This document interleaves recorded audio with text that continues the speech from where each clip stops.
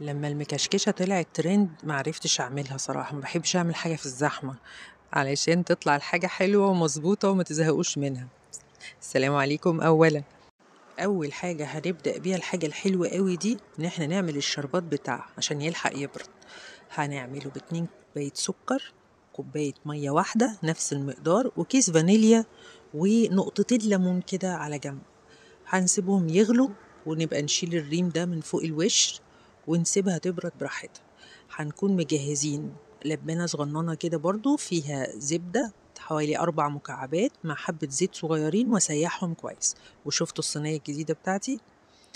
بس هندهن الصينية كده حبة زبدة اللي هما مخلوطين بالزيت، وهنجيب الجلاش هنفتحه، يا ناخد ورقة واحدة يا ناخد ورقتين حسب حجم الصينية اللي عندك، بس يفضل ان احنا ناخد ورقتين مع بعض علشان تبقى ايه الحتة ما هي بتتقطع كده في الطبق بتبقى ماسكة نفسها شوية، عشان لسه هيتحط الكاستر وهيتحط شربات فما تسيحش معانا قوي.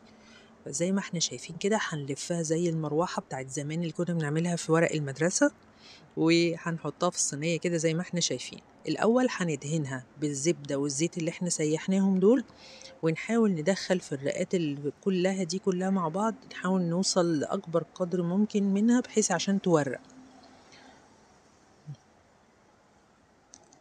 وهندخلها الفرن 10 دقايق ربع ساعة لحد ما تغير لونها كده، يبقى لونها الذهبي الحلو اللي شكله حلو ده.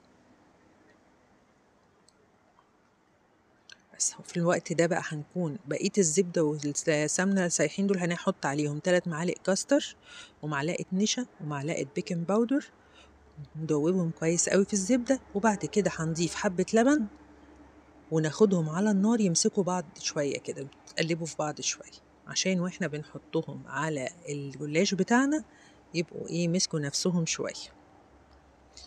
معلقة البيكنج باودر دي ليه؟ علشان بتخلي الورق هش كده، بتلاقيه بيبعد عن بعضه كده وبتلاقي الايه الورقة حلوة معاكي.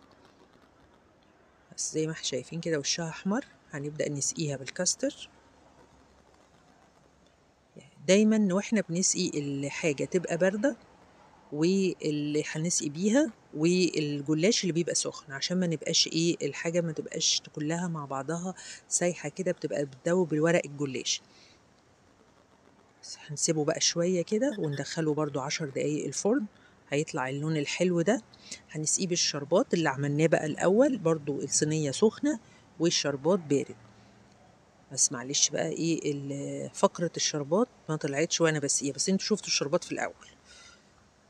بس هتطلع بقى حاجة جميلة كده، طعمها حلو مورقة وطعمها عجب الناس كلها. بحب بقى كل سنة وانتم طيبين، بحب احط دايما فاكهة الموسم مع الحاجة.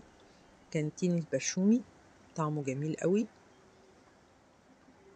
بس واحنا بقى ايه ناكل كده بالهنا والشفا، وتقولوا لي رأيكم عجبتكم ولا ايه، وحاجة جميلة للصيف. اشوفكم على خير.